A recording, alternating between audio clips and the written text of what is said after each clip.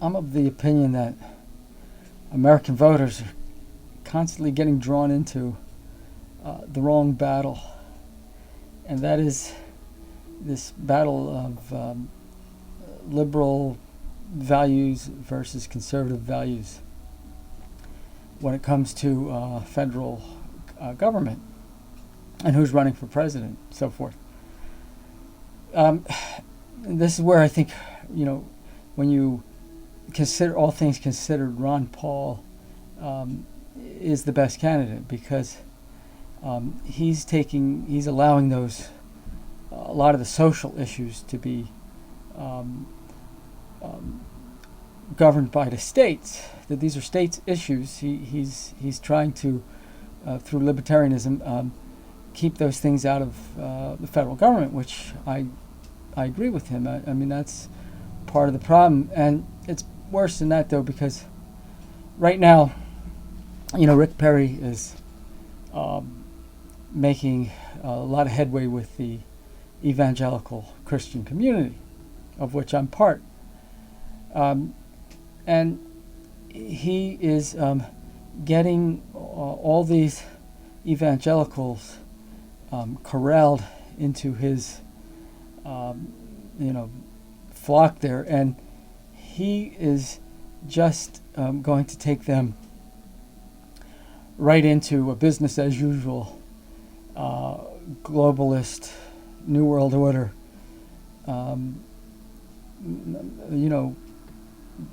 administration. In other words, you're really missing the point. This is not about Christian values versus secular human values. Although I understand those are an important part of our government process. However, those Christian values versus secular human values should be state issues. That's how Ron Paul's treating them. And I think that's the right thing to do. And instead, what happens is, you have the true believers following Obama, thinking that he's really going to be looking out for your, the secular humanist point of view in terms of government, and really he's a puppet for the World Bank.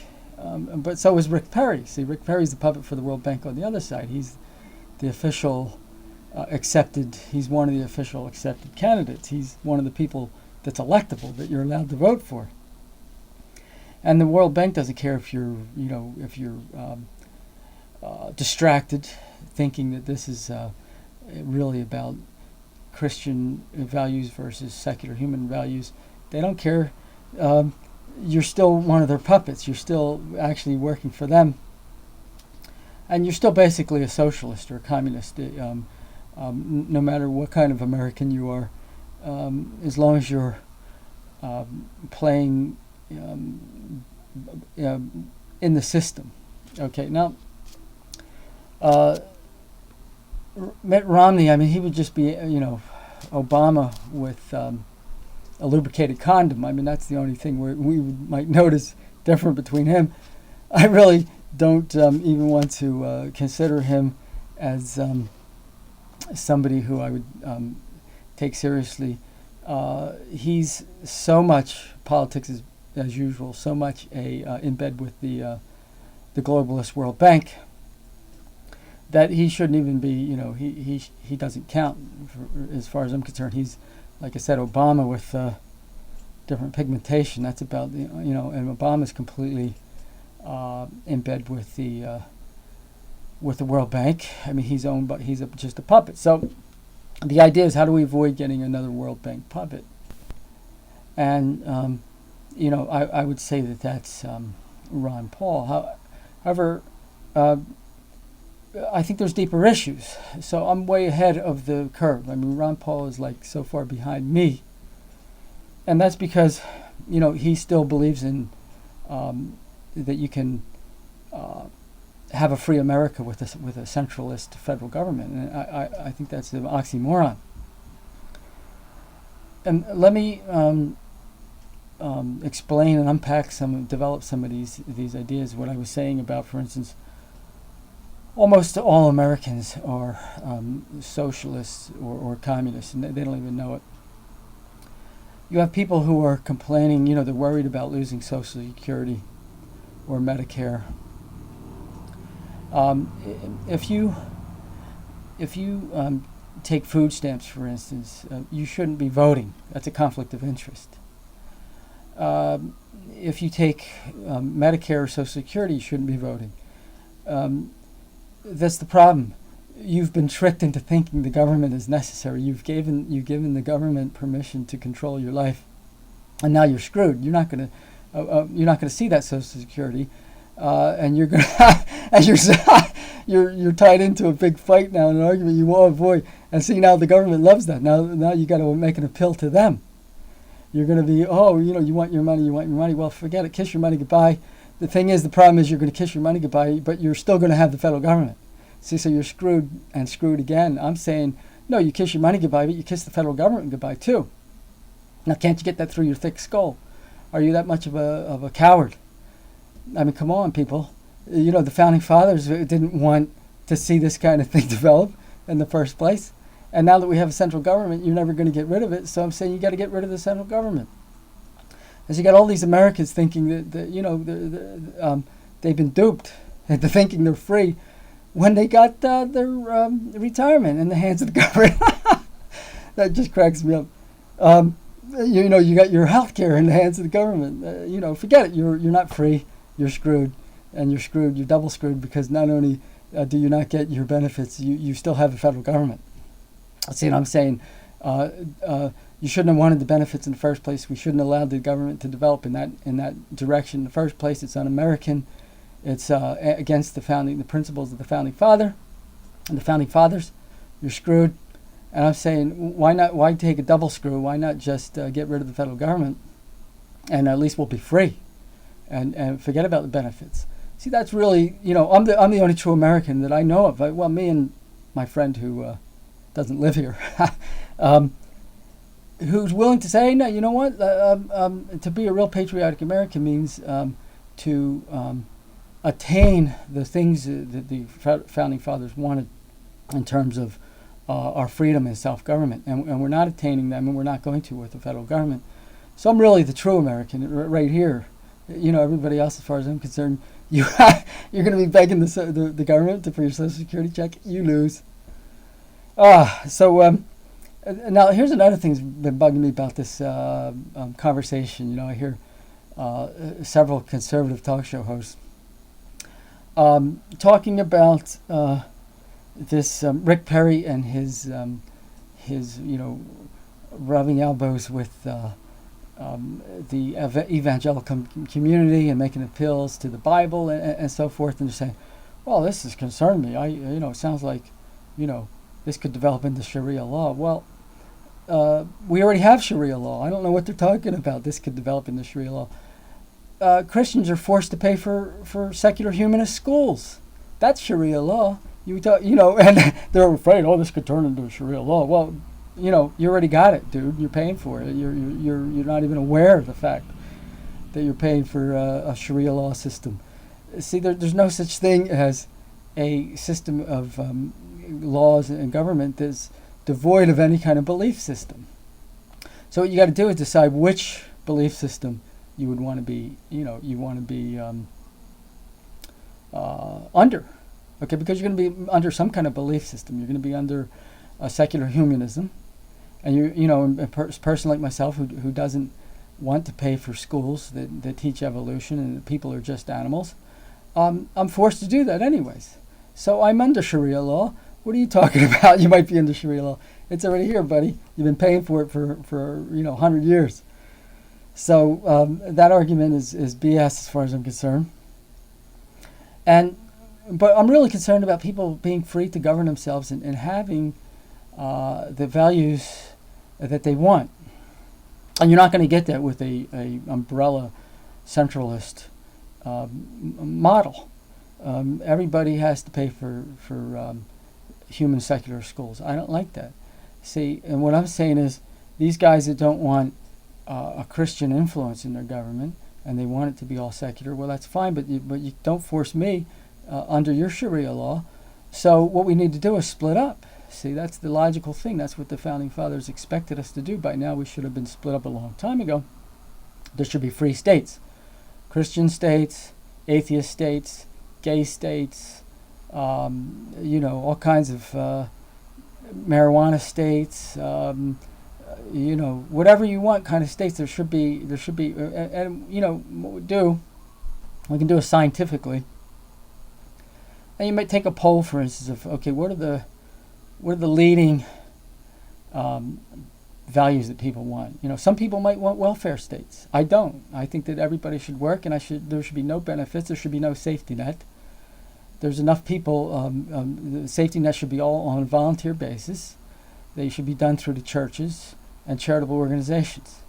There should be no federal or government of any kind of safety net. That's my belief. Okay, so you take all these beliefs and you say, okay, well maybe there's not enough of us to who don't want safety nets to even qualify as a viable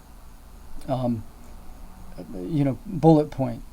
Well, that's all right. There's other things that I might want. For instance, I don't want schools that teach evolution.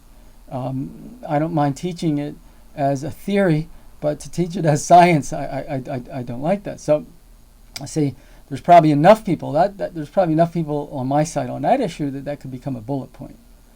So you get all these different bullet points. You get abortion, no abortion, gay marriage, no gay marriage, and so forth. And you get the big list, and you coordinate it. And you have, okay, these are the issues. These are the variety pack that a state could choose from. And then you split it up. You divide it. You have states in all different quarters, so you don't always have to have, if the good states are all in the nice climates, that would be a drag as well. So, try to divide them up geographically so that you can, you have also climate choice. And we do it like civilized human beings. We do it like people who have brains and are not control freaks and not saying, oh no, I don't want any states to have no abortion. That's the problem right now. You got control freaks that love having a centralist government because they think they're going to force everybody, to share their values. Fuck you. That's why, I'm not going to. You can't force me through the federal government to share your values. So this is what we got to do. We got to be, civilized human beings and say, okay, these are the values different people want. This is how we're going to divide it up, and you can choose to live where you want to live, and that's how we got to do it. Otherwise, it's gonna spiral down to chaos. So basically, what you're gonna see is you're gonna have a gigantic welfare state and a bunch of control freaks on top, and we're gonna be completely controlled by which is already happening. I mean, that's what this is all about. This Al Gore is this complete control freak, and so if you got people that are stupid enough to say, okay, yeah, we want cap and trade. Let them have it, but don't force me into it as well. There should be you should be states, and I think that you can make that in a bullet point. Although it's so dead right now. Even Al Gore's realized he's got to throw in the towel. But I mean that would have been an issue. There'd be some states. Oh yeah, we want cap and trade for instance. See, that's the thing. We're getting screwed. The federal government's not supposed to be doing that kind of thing. If we don't have a federal government, they can't do that kind of thing. So I'm thinking way ahead. I guess I'm about 50 to 100 years ahead of civilization. And so, most of my videos, you can see most of my videos are for people with, 185 plus IQ. But, I got to start somewhere, and, what am I gonna do? I'm gonna keep my mouth shut because I'm so far ahead of the pack. No, let's get real. Let's think about, all right, how are we gonna do this? How are we gonna have a civilization, a society where people aren't forced into these monolithic control freak, one size fits all models. Okay, but that right now that's what everybody's been sucked into. Or you think you gotta plead with the federal government to give you your retirement Social Security.